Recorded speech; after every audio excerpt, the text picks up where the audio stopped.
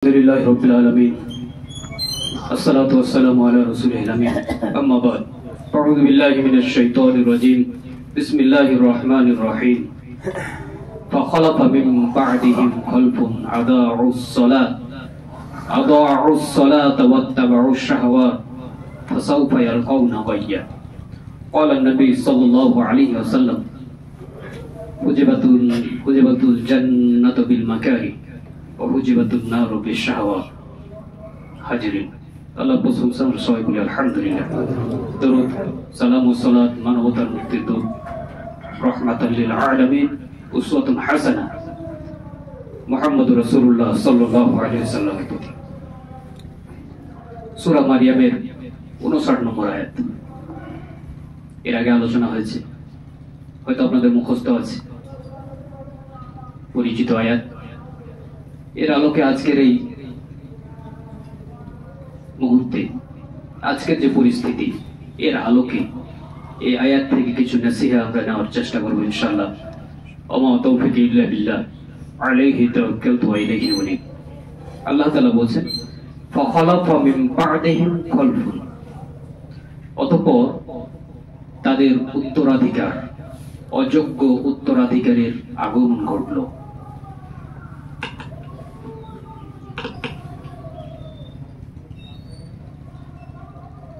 আদাউস সালাত, তারা সালাত ত্যাগ করলো। ওয়াত্তাবাউশ শাহাওয়াত, আর তারা তাদের প্রবৃত্তির অনুসরণ করলো। ফাসাউফা ইয়ালকাউনা গায়্যা, অতঃপর তারা ধ্বংস হয়ে গেল। হাজিরিন, ফাখালাফা মিন বা'দিহিম খালফ, পরবর্তী প্রজন্মকে আল্লাহ তাআলা তুলে ধরলেন অযোগ্য, অপদার্থ, ব্যর্থ এবং ধ্বংসপ্রাপ্ত এক উত্তরাধিকার হিসাবে। পরবর্তী প্রজন্ম, পরবর্তী উত্তরাধিকার, নতুন প্রজন্ম। এখানে নতুন প্রজন্ম বলতে যারা আল্লাহর বিধানের অনুসারী নয়, আল্লাহর বিধানের প্র্যাকটিস করে না, তাদেরকে বোঝানো হয়েছে। তারা আল্লাহর বিধানের প্র্যাকটিস করে না, এই জন্যই তারা আদাউস সালাত, তারা সালাত ত্যাগ করে। ওয়াত্তাবাউশ শাহাওয়াত, আর তারা প্রবৃত্তির অনুসরণ করে। যদি তারা আল্লাহর বিধান মেনে চলতো, আল্লাহর বিধানের প্র্যাকটিস করত, তাহলে আল্লাহর বিধানের প্র্যাকটিসের সবচাইতে বড় শৃঙ্খলা, সবচাইতে বড় যে নিদর্শন, সেটা হচ্ছে সালাত। একজন মানুষ মুখে দাবি করতে পারে আমি ঈমান নিয়ে এসেছি, আমি মুমিন, আমি আল্লাহকে বিশ্বাস করি, আমি রাসূলকে বিশ্বাস করি, আমার কিয়ামতে বিশ্বাস আছে। তার প্রমাণ, এই বিশ্বাসের প্রমাণটাই হচ্ছে সালাত। একজন মানুষ যে ঈমানদার, তার ঈমানের বহিঃপ্রকাশ ঘটবে সালাতের মাধ্যমে। সালাত হচ্ছে তার ঈমানের প্রমাণ। যে ব্যক্তি সালাত আদায় করে সে মুমিন, আর যে ব্যক্তি সালাত আদায় করে না সে তার মুমিন হিসেবে নিজের যে ঈমানদারের প্রমাণ সে দিতে ব্যর্থ হলো। এখন এই সালাতের অনুসরণ আর প্রবৃত্তির অনুসরণ, সালাত কেন্দ্রিক জীবন আর প্রবৃত্তির অনুসরণে জীবন।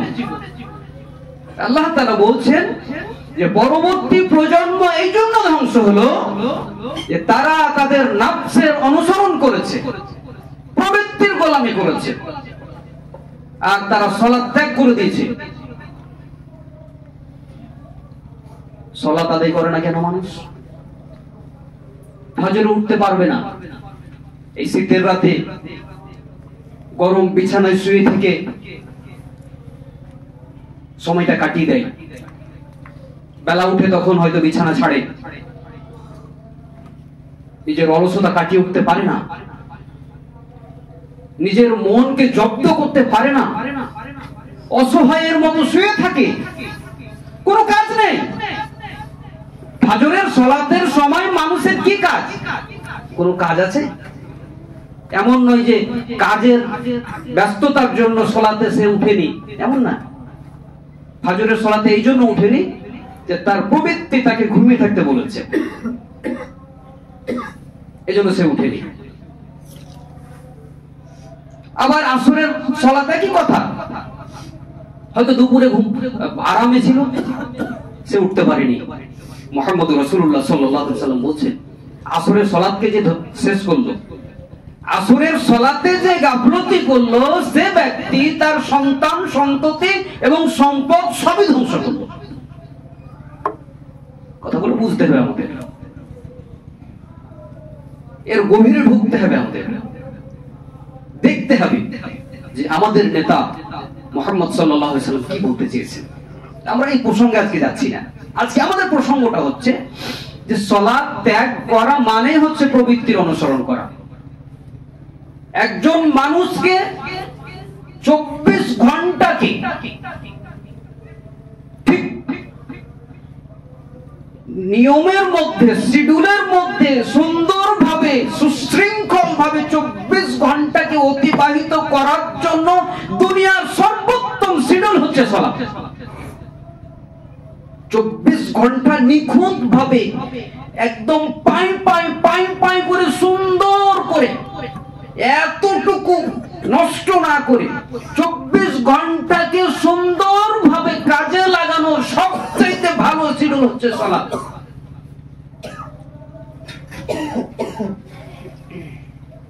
ফজর থেকে জোহর, জোহর থেকে আসর, আসর থেকে মাগরিব, মাগরিব থেকে ঈশা, ঈশা থেকে আবার ফজর।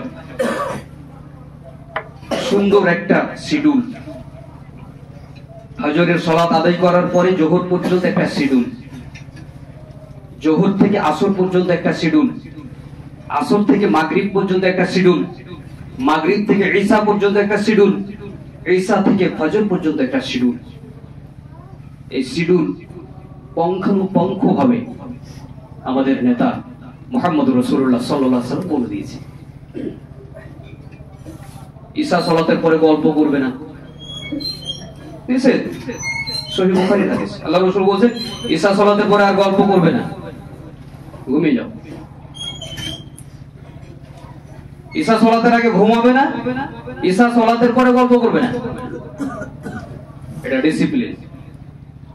আর ফজরের সালাতের পরে ঘুমাবে না।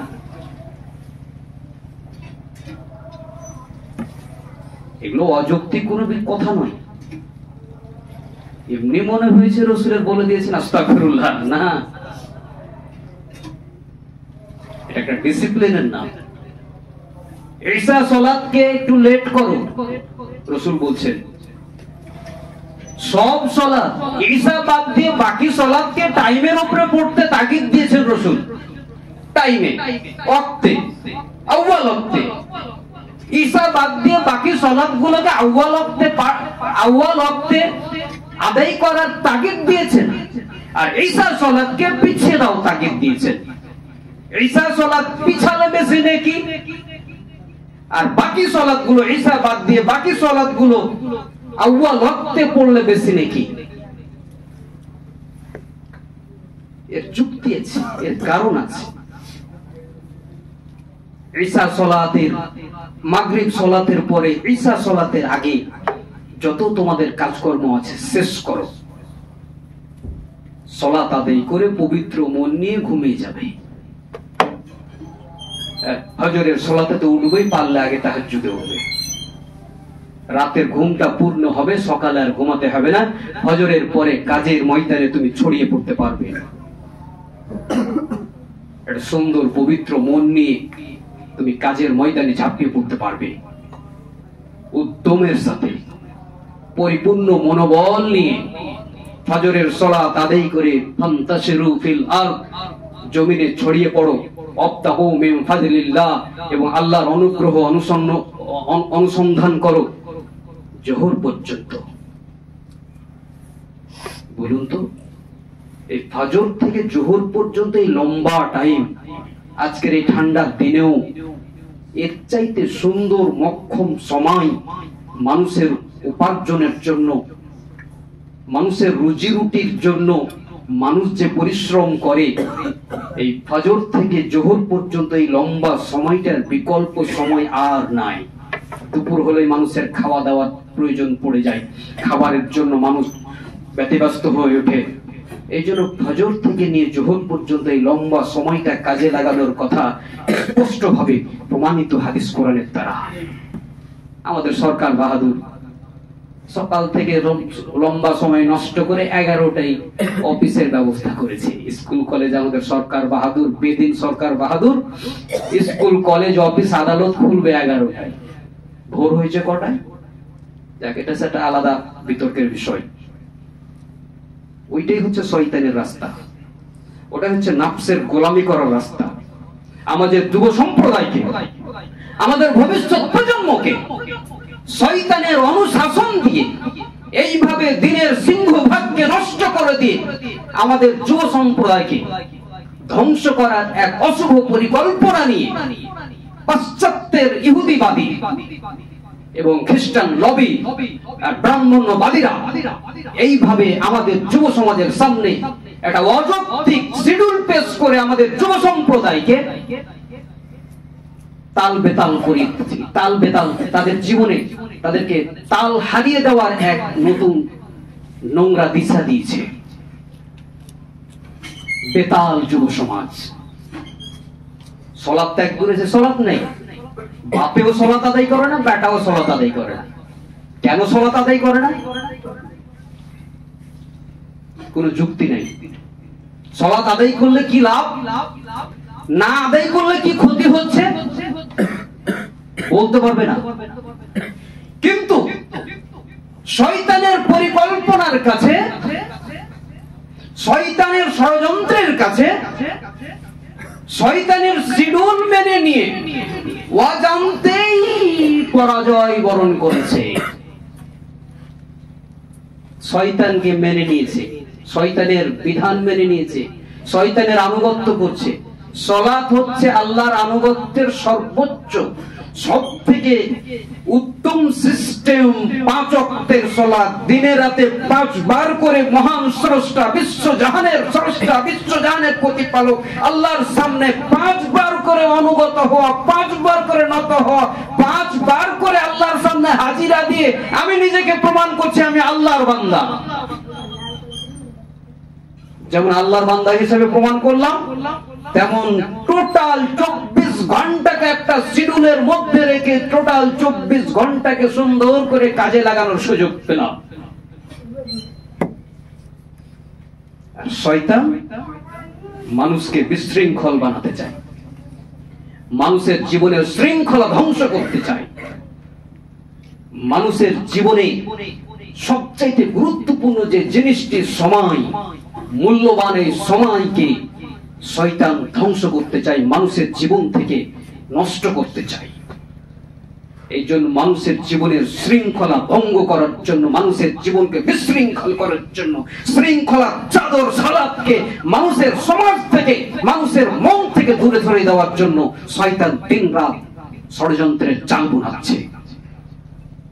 আর সেই জালে আটকা পড়েছে আমাদের নবপ্রজন্ম।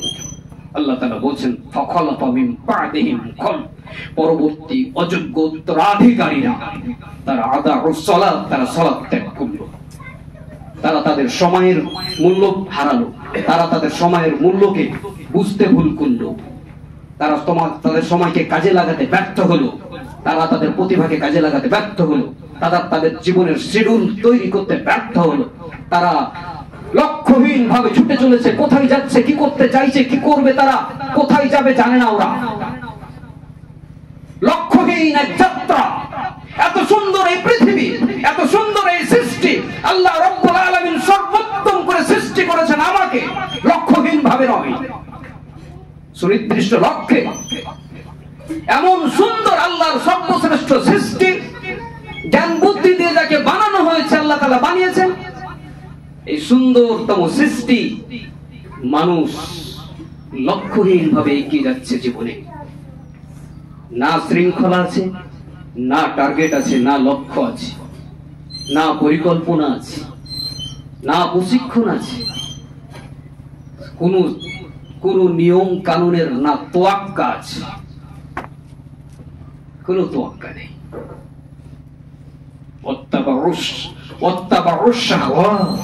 আল্লাহ বলছেন যে তারা তাদের প্রবৃত্তির অনুসরণ করে, মন যেটা চায় সেটা করে।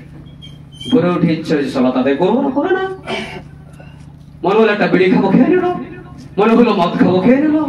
মনে হলো মিথ্যে কথা বলবো, বলে নিল। মনে হলো নাফরমানি করবো, করে নিল। কারোর টাকা হয়তো মেরে নেবো, মেরে নিল। যা ইচ্ছা তা, কোনো শৃঙ্খলাও নেই, কোনো শিডিউলও নেই, কোনো নিয়মও নেই, কোনো কানুনও নেই। কোন নিয়ম মানছে? আমাদের এই প্রজন্মকে আমরা যদি জিজ্ঞেস করি, বাবু তুমি কোন নিয়মে চলছো, কার দেওয়া নিয়মে, আপনি জিজ্ঞেস করুন তো আমাদের নতুন যুব সমাজকে, আমাদের এই প্রজন্মের মানুষজনকে, শুধু যুব সমাজ নয়, যুবকের বাপেরাও, আপনি জিজ্ঞেস করুন তো যে কোন নিয়মে তুমি অনুসরণ করছো, বলো তো কোন নিয়মে চলছো তুমি, কার নিয়মে? ইহুদিদের নিয়মে, খ্রিস্টানদের নিয়মে, মুশরিকদের নিয়মে, আল্লাহর দেওয়া নিয়মে? কোন নিয়মে? না আমাদের দেশের সংবিধান মেনে চলছো? সংবিধান পড়েছো? জিজ্ঞেস করুন তো, সংবিধান পড়েছো? কোরআন হাদিস পড়েছো? ইহুদি মতবাদ পড়েছো? খ্রিস্টান মতবাদ পড়েছো?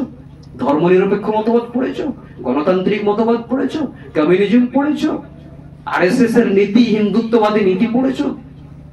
পড়েও নি, আর কিচ্ছু মেনেও চলে না। কি করছে তাহলে? আল্লাহ বলছেন তারা তাদের মনের যা ইচ্ছা তা, মন যেটা চায় সেটার নাফসের গোলামি করে, তাদের প্রবৃত্তির গোলামি করে। তারা তাদের প্রবৃত্তিকে মেনে চলে, মন চাহি জীবন যাপন করে। মন চাহি জীবন যাপন করলে তো আর সফলতা আসবে না। আমার মন চাইছে ঘুমাবো আমি, আমার মন চাইছে কাজ করব না, আমার মন চাইছে পরিশ্রম করব না, আমার মন চাইছে শৃঙ্খলা মানবো না, আমার মন চাইছে সৎ পথে থাকবো না। মানুষের মন তো শয়তানের। ইন্নান নাফসা লাআম্মারাতুম বিসসু, পবিত্র কোরআন স্পষ্ট ভাবে বলেছে মানুষের নাফস মানুষকে সব সময় খারাপ কাজে উস্কানি দেয়। আমার নাফস তো শয়তানের উস্কানিতে পরিপূর্ণ। যে নাফস শয়তানের উস্কানিতে পরিপূর্ণ, আমি আমার সেই নাফসের গোলামি করে যদি মনে করি যে আমি দুনিয়াতে সফল হব, আখিরাতে সফলতা অনেক বড় কথা, সেটা ছেড়ে দিই। আমি যদি মনে করি যে আমি আমার নাফসের গোলামি করে শয়তানের ওয়াসওয়াসা, শয়তানের উস্কানিতে পরিপূর্ণ আমার নাফস তো একটা আস্ত শয়তান। আল্লাহ বলছেন সূরা ইউসুফে দেখুন, ইন্নান নাফসা লাআম্মারাতুম বিসসু, তোমার নাফস সব সময় তোমাকে খারাপ দিকে, ব্যর্থতার দিকে, ধ্বংসের পথে তোমাকে পরিচালিত করবে তোমার নাফস। আমি সেই নাফসের গোলামি করছি, আমি সফলতার স্বপ্ন দেখছি। অসম্ভব, অসম্ভব। বিনা পরিশ্রমে, বিনা চেষ্টা প্রচেষ্টায় কখনো মানুষ সফল হতে পারে না। আমাদের যুব সমাজের মাথায় এই প্রজন্মের মানুষের ব্রেনে ঢুকিয়ে দেওয়া হয়েছে, শয়তান ঢুকিয়ে দিয়েছে, শয়তানের ধৈর্যধারীরা, শয়তানের অনুসারীরা অত্যন্ত সূক্ষ্ম পরিকল্পনার মধ্য দিয়ে, অত্যন্ত সূক্ষ্ম পরিকল্পনার মাধ্যমে আমাদের বাচ্চাদের, আমাদের এই প্রজন্মের মানুষের মাথায় ঢুকিয়ে দিয়েছে শুধু ভোগ বিলাস করতে হবে। অনেকদিন আগে তথাকথিত কমিউনিজম নামে ইহুদিবাদের নতুন সংস্করণ, যারা ইতিহাসের ছাত্র জানেন কমিউনিজমের উত্থান কখন হয়েছিল, কাদের পৃষ্ঠপোষকতায় হয়েছিল। তাদের স্লোগান ছিল দুনিয়াটা মস্ত বড়, আমোদ আর ফুর্তি করো। এখানে কোনো শৃঙ্খলা মানতে হবে না। কমিউনিজমের একজন ধৈর্যধারী বলেছিলেন, আমাকে এক হাতে যদি জামা দেওয়া হয় আর অন্য হাতে নৈতিকতা দেওয়া হয়, তাহলে আমি জামা ছুঁড়ে ফেলবো না, আমি নৈতিকতা ছুঁড়ে ফেলবো। আমার কাছে জামাটা বেশি দামি, টাটকা যেটা পাবো, নগদ যেটা পাবো সেটা নেব, আর যেটা ভবিষ্যতে পাওয়ার স্বপ্ন দেখানো হয় সেটা আমার কাছে দরকার নেই। আমার কাছে নৈতিক চরিত্র, আমার কাছে ভদ্রতা, নম্রতা, সততা, নিয়ম শৃঙ্খলা এগুলো আমার কাছে কোনো প্রয়োজন নেই। আমি একটা শার্ট পেলে সেটাই নেব, জামা পেলে সেটাই নেব, কাপড়টাই আমি নেব, নিয়ম শৃঙ্খলার আমার প্রয়োজন নেই। এই বীজ বপন করেছিল ইহুদিবাদী লবি অনেক দিন আগে কমিউনিজমের এক মোড়কে। কমিউনিজমের মোড়কে সেই দিনের সেই চিন্তাধারা। আজকে কমিউনিজম ব্যর্থ সারা বিশ্বে, কিন্তু ইহুদিবাদ এই কমিউনিজমের এই নোংরা অবৈধ শয়তানি এই বীজকে মানুষের ব্রেনে এমন ভাবে ঢুকিয়েছে যে মানুষ এর প্রভাব থেকে আর বেরোতে পারেনি, এখনো ঢুকে আছে। বিনা পরিশ্রমে আমরা ভোগ করতে চাই, বিনা শৃঙ্খলা চলতে চাই, নিয়মের বাঁধন মানতে চাই না, মন যা চাই তাই করতে চাই, আবার সুখও চাই, ভোগ করতেও চাই। কন্ট্রাডিক্টরি। এটা হচ্ছে পরস্পরের সাথে সাংঘর্ষিক। বিনা পরিশ্রমে, বিনা শৃঙ্খলা কখনোই সফলতা আসে না, সুখ আসে না, সমৃদ্ধি আসে না, বিলাসিতার জন্য যে সামগ্রী দরকার সেটা পাওয়া যায় না। শয়তান আমাদেরকে পরস্পর বিপরীত, পরস্পর সাংঘর্ষিক এক চেতনার মধ্যে আমাদেরকে ডুবিয়ে দিয়েছে। আমরা মনে করছি আমাদের যুব সম্প্রদায় কোনো পরিশ্রম করতে রাজি নয়। এখন আপনার ছেলেকে আপনি বলবেন এক গ্লাস পানি দাও, পারবো না। আপনার ছেলে এক গ্লাস পানি দিতেও ব্যর্থ। হয়তো আমিও বলেছি আমার মাকে, এর জন্য আমার সন্তানও আমাকে বলছে। খোঁজ নিয়ে দেখি, আমি নিজেকে একবার কাঠগড়ায় দাঁড় করিয়ে খোঁজ নিয়ে দেখি। আমিও আমার মাকে বলেছিলাম এক গ্লাস পানি চেয়েছিলাম, আমার মা বলেছি যে পারবো না। আমার বাপ বলেছে এক গ্লাস পানি দাও, বলেছি পারবো না। আমার বেটা এখন বলছে এক গ্লাস পানি দাও, আমি বলছি তো বলে পারবো না। আমার বেটিকে যদি বলি যে এক গ্লাস পানি দাও তো ও বলে পারবো না। কেন? ওই যে আমি তো ওই সেই দিনের কমিউনিজম নামে ইহুদিবাদের নতুন মোড়কের চরে আক্রান্ত হয়ে আছে আমি।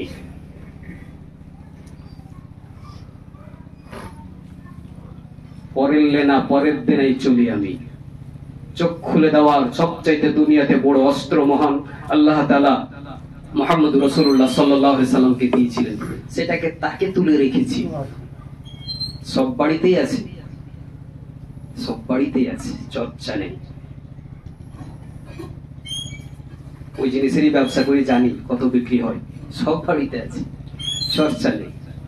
তাকে রাখা আছে, তাকে রেখে হবে না কিচ্ছু। বলতে চাইছি যদি আমাদেরকে দুনিয়াটাকেও আবাদ করতে হয়,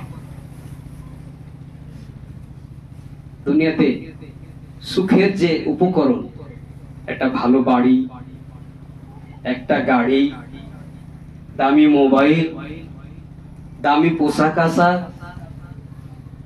বাড়িকে সাজানোর জন্য আসবাবপত্র,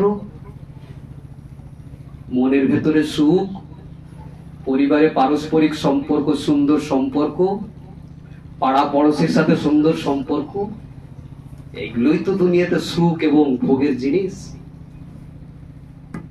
এগুলো যদি পেতে চাই তাহলে নামাজের শৃঙ্খলা, সালাতের শৃঙ্খলা দিয়েই পাওয়া সম্ভব। ওয়াস্তাঈনু বিস-সাবরি ওয়াস-সালাত ওয়া ইন্নাহু লাকাবীরাতুন ইল্লা আলাল খাশিঈন। আল্লাহ তাআলা বলছেন যে ধৈর্য এবং সালাতের মধ্য দিয়ে আল্লাহর কাছে চাও, এটা লাকাবীরাতুন, এটা ভয়ঙ্কর এক কঠিন কাজ। ইল্লা আলাল খাশিঈন, যারা আল্লাহকে ভয় করে তারা ছাড়া বাকি লোকেদের কাছে এটা খুব কঠিন এবং জটিল কাজ।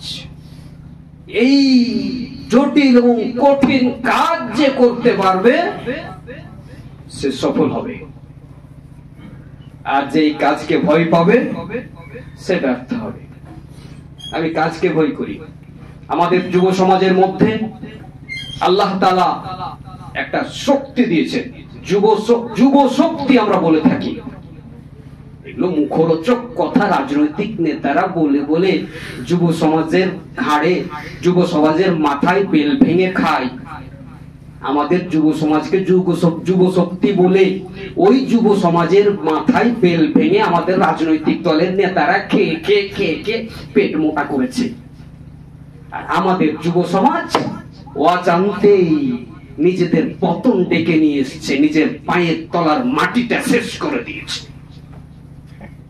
ওর প্রতিভা শেষ, ওর যোগ্যতা শেষ, ওর মনোবল শেষ, কিছু করার হিম্মত শেষ, ওর ক্যারিয়ার শেষ, ওর জীবন ব্যর্থ।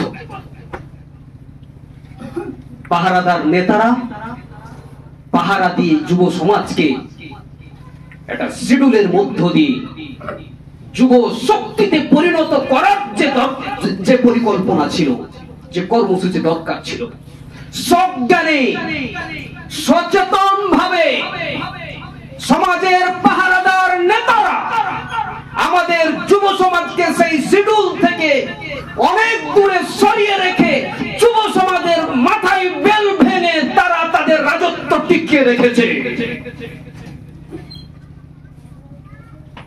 আমাদের যুব সমাজ মনে করছে নেতাদের 5 টাকা পেয়ে আমরা ধন্য হয়ে গেলাম।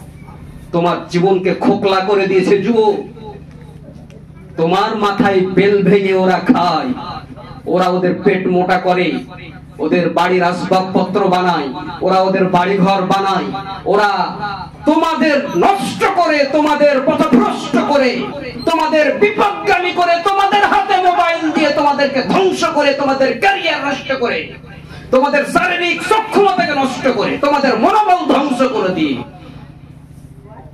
এই স্বার্থান্বেষী মানবতা বিরোধী তথাকথিত এই সন্ত্রাসী নেতৃবৃন্দ তোমাদেরকে তিলে তিলে তিলে তিলে ধ্বংস করছে।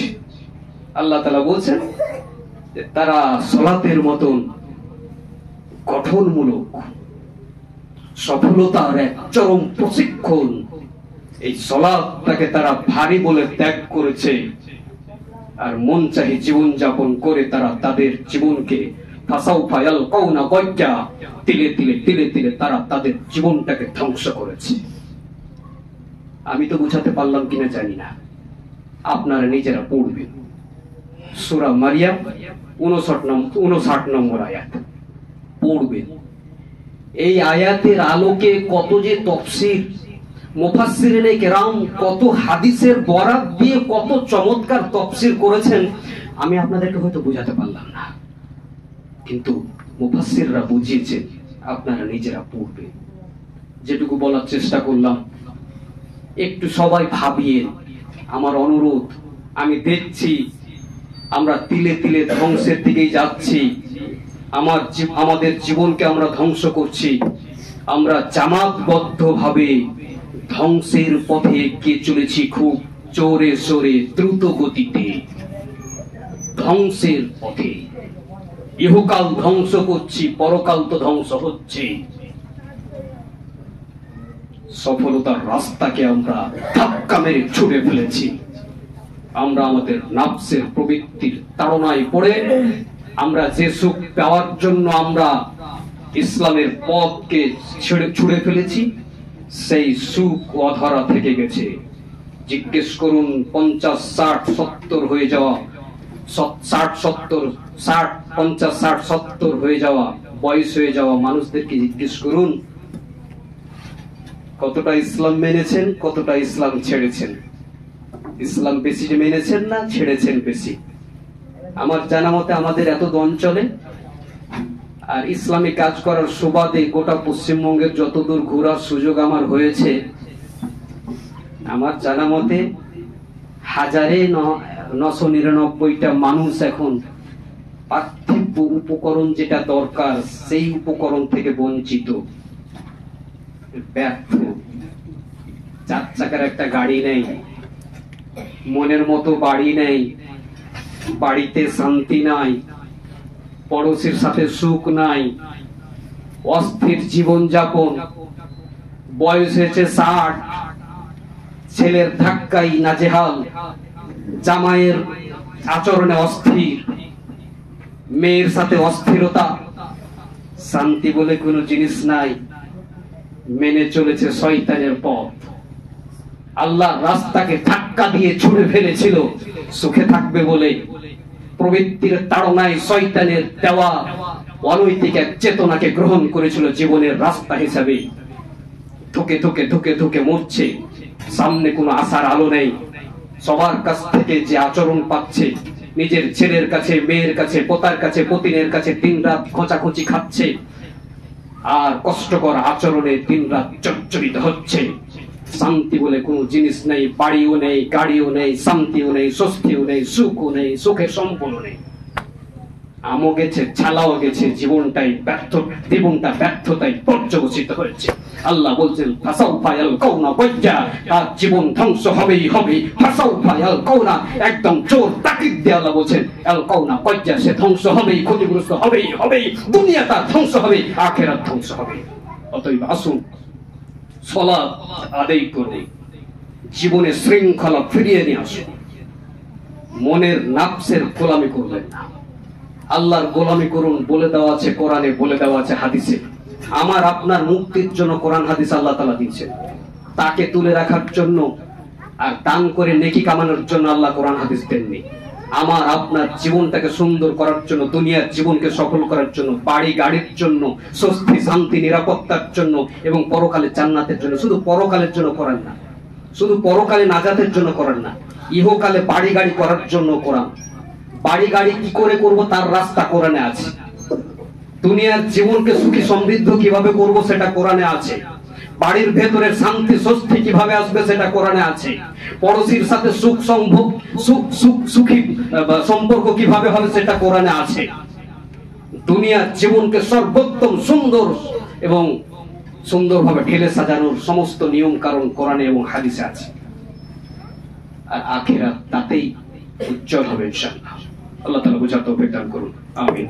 ওয়া আখিরু দাওয়ানা আলহামদুলিল্লাহি রাব্বিল আলামিন। আউযু বিল্লাহি মিনাশ শাইতানির রাজীম।